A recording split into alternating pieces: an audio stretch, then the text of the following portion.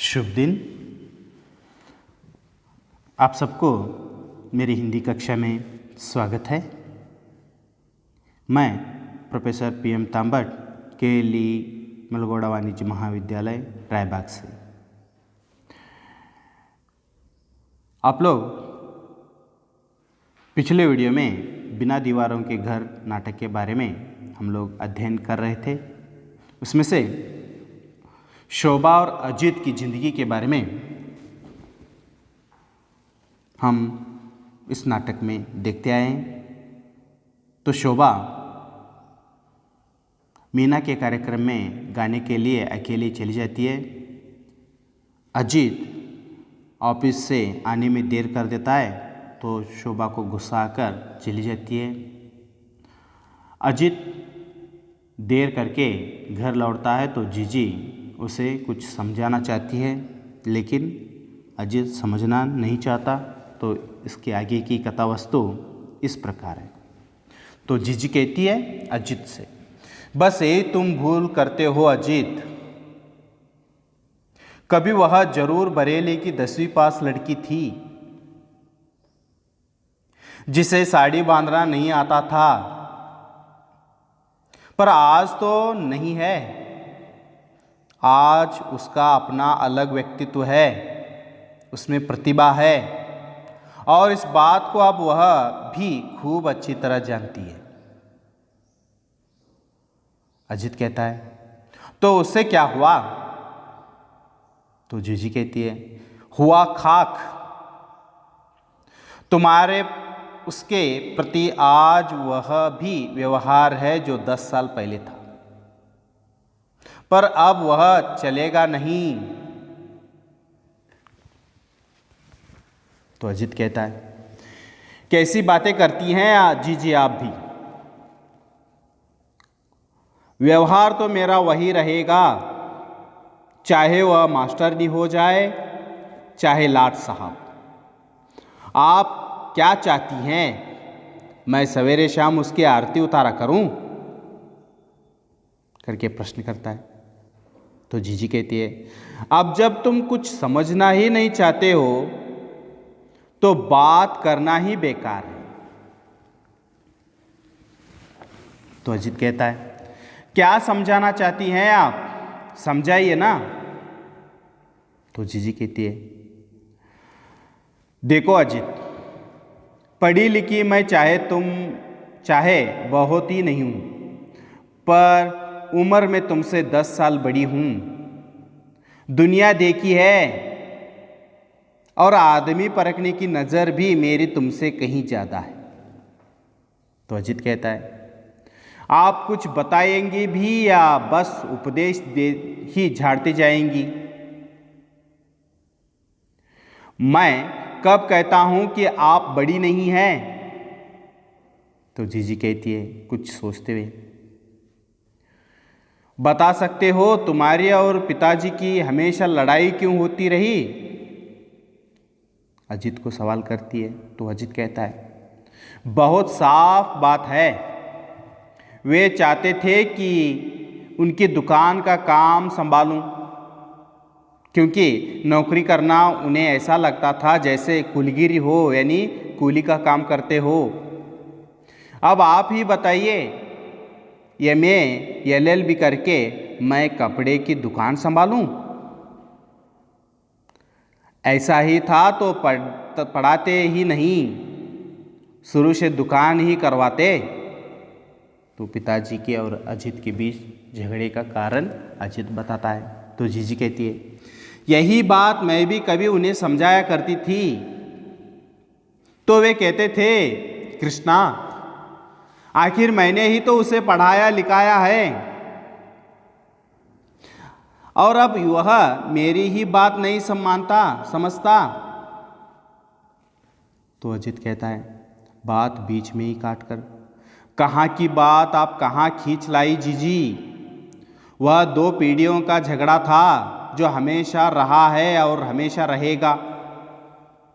यहाँ तो ऐसी कोई बात नहीं है, यानी 2 पीढ़ियों का झगड़ा, पिताजी का और मेरा झगड़ा वो तो अलग है, लेकिन आप वह बात यहाँ लाकर खींच कैसे लाई?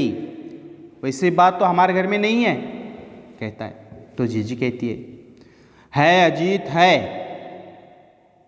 यह शायद बनाने वाले और बनने वाले का संघर्ष है, जो 2 पीढ़ियों के बीच भी हो सकता है और एक पीढ़ी के 2 व्यक्तियों के बीच भी। तो अजीत कहता है, जीजी देख रहा हूं आप तो बड़ी ऊंची ऊंची बातें करने लगी हैं, पर आप मेरे और शोभा के बीच ऐसी कोई बात नहीं है, मैं उसे अच्छी तरह समझता हूं। तो जीजी कहती है, मैं तो खुद यही चाहती हूं कि समझ सको, समझो। कुछ ठहरती है, जयंत के बारे में तुम्हारा क्या ख्याल है?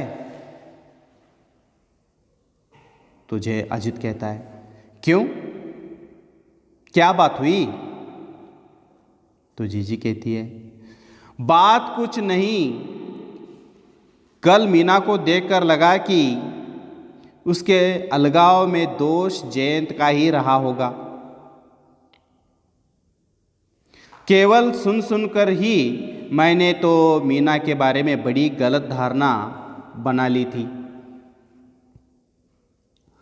कल उसे कुल 10 मिनट के लिए ही देखा, पर समझ लिया कि बीच में अजीत बात करता है, हाँ गलती तो जयंत की ही थी, पर जब वह स्टोनो शादी करके चली गई तो मीना को भी थोड़ा नरम पड़ जाना चाहिए था, लेकिन उसने तो इसे आत्मसम्मान का प्रश्न बना लिया।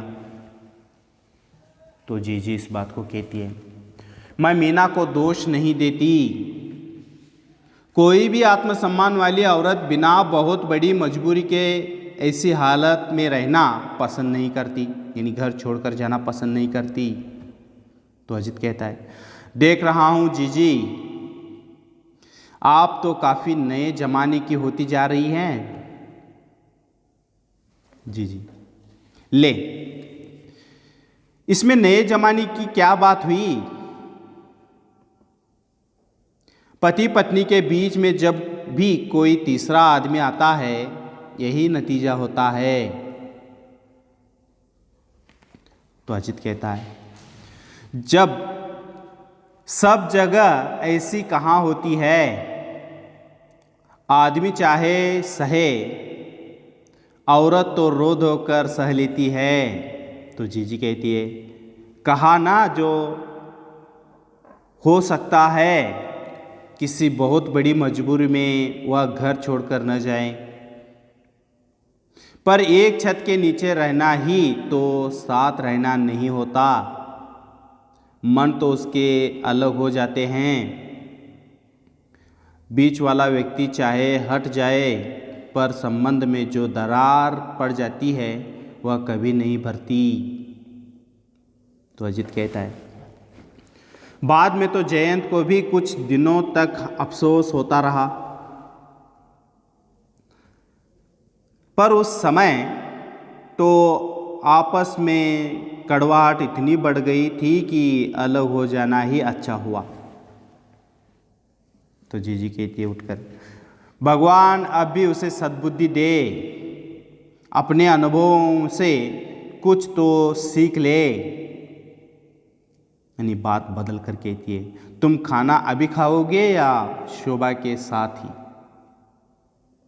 तो अजित कहता है, शोभा को आ ही जाने दीजिए, साथ ही खा लेंगे। तो जीजी कहती है, कम से कम आज तो उसके साथ ही खाओ, इसी बहाने उसका गुस्सा कुछ तो कम होगा।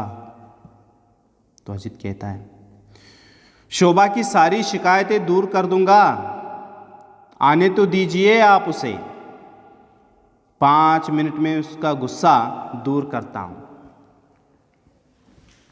आज उस जर्मन को ऐसा रोब में ला कर ले लिया था कि बस, मैं तो इस चक्कर में हूं कि किसी तरह वे लोग अपने यहाँ कोई काम दे दे, इस खींच खींच से छुट्टी मिले तो फिर आप देखिए टाट अपने अजीत के, यानी मैंने उस अंग्रेज कंपनी में उस ऑफिसर को ऐसा अपने रौब में, अपनी बातों में ले लिया कि बस देखते ही रह गया, किसी तरह मुझे एक नौकरी दे दे। तो फिर देखिए अजीत का कमाल, ये कहता है। तो जीजी कहती है हल्के से हंसकर, अच्छा तो मैं चलकर खा लूं।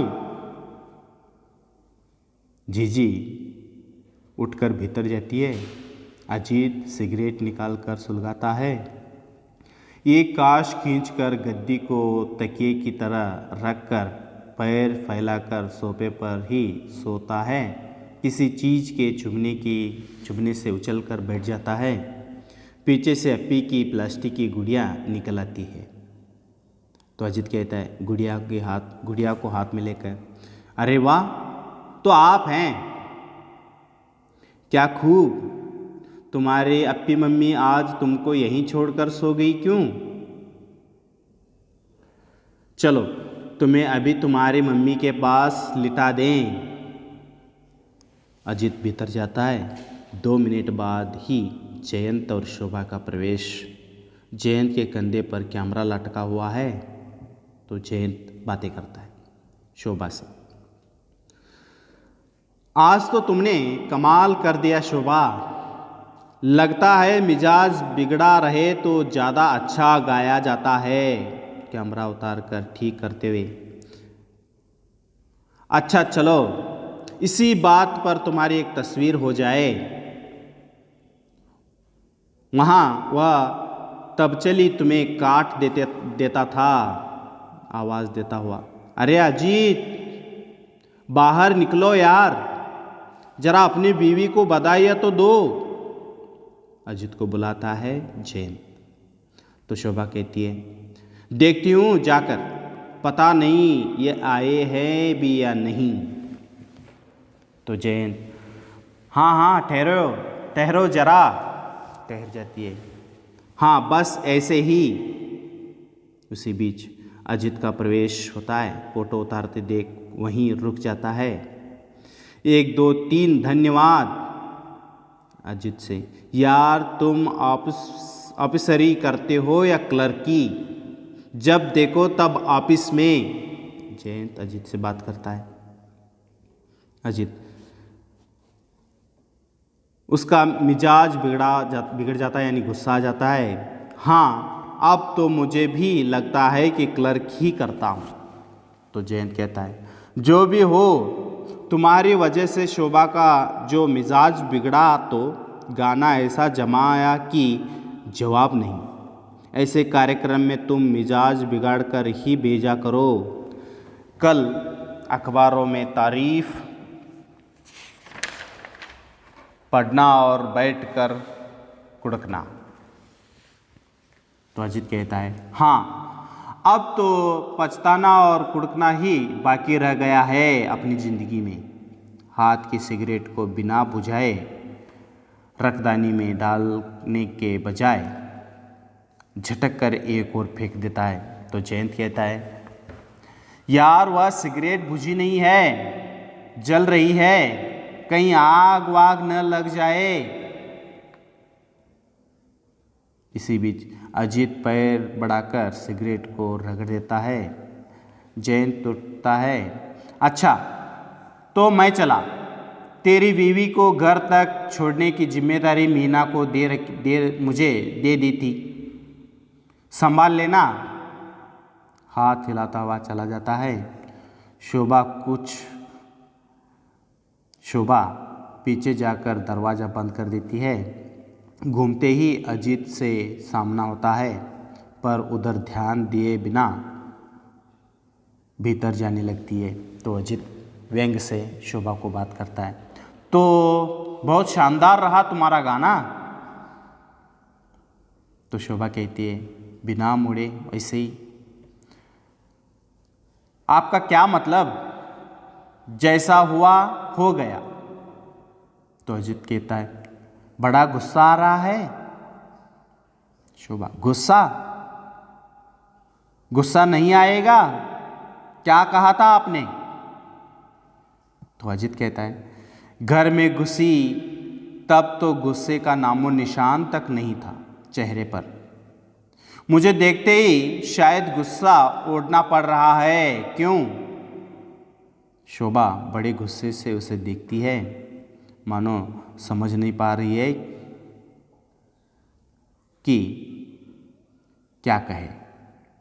अजित उधर ध्यान दिए बिना ही उसे उसी तरह कहता रहता है। वहाँ किसी प्रशंसा और वाह में गुस्सा कहाँ टिकता बेचारा। यानी शोभा की तरफ बिना देखे ही आगे बढ़ने शुरू कर देता है। तो शोभा कहती है बीच में ही चीखते हुए, अजीत, जब पूरी तरह होश में आ जाओ तब बात करना मुझसे। तेजी से अंदर चली जाती है। अजीत, सच बात इतनी तकल होती है, यानी बुरी लगती है, सहना बड़ा मुश्किल होता है। तो सिगरेट सिगलाकर धीरे धीरे सिगरेट पीता है तो धीरे धीरे अंधकार हो जाता है। यहाँ तक प्रथम अंक में से पहला और दूसरा दृश्य यहाँ पर ख़त्म होता है। तो इस नाटक का दूसरा भाग हम अगले वीडियो में देखेंगे। तब तक के लिए धन्यवाद।